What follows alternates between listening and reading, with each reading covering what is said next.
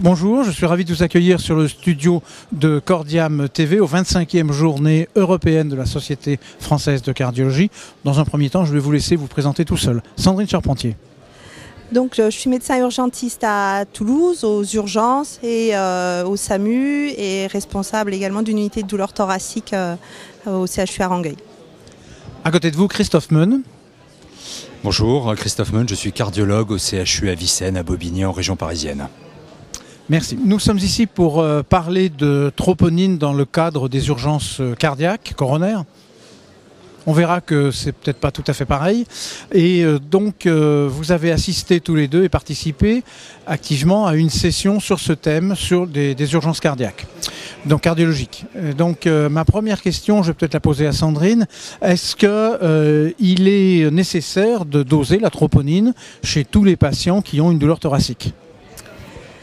Alors, pour tous les patients qui ont une douleur thoracique, à l'heure actuelle, je pense qu'on peut difficilement se passer de la troponine, même s'il faut toujours la replacer dans un contexte clinique. Et si on a un patient qui clairement a une symptomatologie évocatrice d'une pneumopathie, il n'y aura aucune raison de lui doser la troponine, ou si on a un patient qui a des signes de dissection aortique, là encore, aucune raison de lui doser la troponine. Plus en amont, je dirais qu'il faut faire très attention à ces dosages de troponine, puisque la troponine, elle est spécifique du myocarde, mais absolument pas du syndrome coronarien. Et donc, par contre, il ne faut absolument pas doser la troponine dans un but de rechercher un syndrome coronarien sur autre chose que les douleurs thoraciques. Et il faut vraiment rester pour le diagnostic de syndrome coronarien, sur le diagnostic sur des patients qui auraient une douleur thoracique, et donc pour aller effectivement à la pêche à ces syndromes coronariens. Et on ne veut vraiment pas se tromper et exclure des patients qui auraient une douleur thoracique avec le moins de risque possible, c'est-à-dire moins de 2%. Donc en bref, un dosage de troponine, ça permet de dire qu'il y a un problème au niveau du myocarde, quel qu'il soit. Et bien sûr, en priorité, ça rentre dans la catégorie des gens chez lesquels il ne faudra pas laisser passer un syndrome coronaire aigu, tout particulièrement. J'ai bien compris ? C'est exactement ça. La troponine, elle dit qu'il se passe quelque chose au niveau cardiaque, et après, il faut chercher la cause. Soit c'est une cause extérieure, qui peut être un traumatisme thoracique, par exemple, où on aura une élévation de troponine, ou ça peut être une cause coronarienne, ou ça peut être une inadéquation entre les besoins et ce que reçoit le myocarde en oxygène, ce qu'on appelle classiquement l'infarctus de type 2. Et ça, c'est quelque chose qu'on rencontre énormément dans nos services d'urgence, qui correspond à plus de 70 à 80% d'élévation de la troponine. Et donc pour ces patients-là, peut se poser l'indication vraiment de doser ces troponines. Par contre, quand on a une douleur thoracique à l'heure actuelle, un électrocardiogramme qui n'est pas en faveur d'un syndrome coronarien ST+, pour ceux-là, il faut doser la troponine. Maintenant, je vais me retourner vers Christophe Meun. Est-ce que le dosage de troponine, c'est un dosage qui permet de libérer rapidement le patient, ou est-ce qu'il faut en faire plusieurs ? À partir du moment où on a fait le premier, est-ce qu'il faut en faire d'autres derrière pour garder la cinétique comme argument ? Alors je crois que pour répondre à cette question, on peut faire ça de manière chronologique. On peut revenir quelques années en arrière où effectivement on dosait plusieurs fois la troponine à la 6e heure, à la 12e heure, à la 24e heure. Aujourd'hui, ce qu'on sait, c'est qu'avec le développement de nouveaux outils de sensibilité augmentée, 2 dosages distants de 3 heures suffisent largement et qu'il n'y a pas besoin de rajouter un 3e dosage ou un délai prolongé. Maintenant, cet algorithme est déjà très bien parce que ça permet de sélectionner les patients en 3 heures, éventuellement 4 si on rajoute le temps de dosage à coup sûr. Une fois qu'on a ça, on peut même être plus exigeant. Et il existe des circonstances dans lesquelles on peut même exclure l'infarctus ou une pathologie grave avec un seul dosage à l'admission. Mais dans ces cas-là, il faut prendre comme valeur seuil une concentration extrêmement basse. Dans tous les autres cas, il faut avoir au moins 2 dosages car on va se baser sur la concentration initiale et sur la variation de concentration entre ces 2 dosages. Ce qui reste à déterminer, c'est le délai entre les 2 dosages.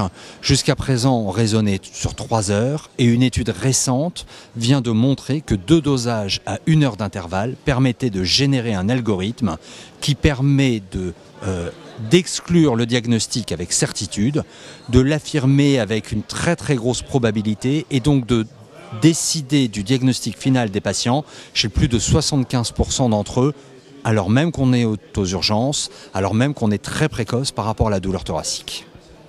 C'est un degré de certitude qui permet de faire sortir le patient ou simplement qui permet de le mettre en médecine lente, par exemple? Non, le degré de certitude permet de le faire sortir parce que, outre la concordance avec le diagnostic final, dans cette étude, ou dans ces études, il a été montré que le taux d'événement était ridiculement faible. 0,1% de décès à 30 jours, 1% de décès à 1 an. Donc c'est rigoureusement ce qui est attendu dans une population indemne de toute affection. Donc dans des délais dans lesquels on a le temps de se retourner, quoi. Exactement. On a parlé, Christophe, vous avez parlé d'algorithmes.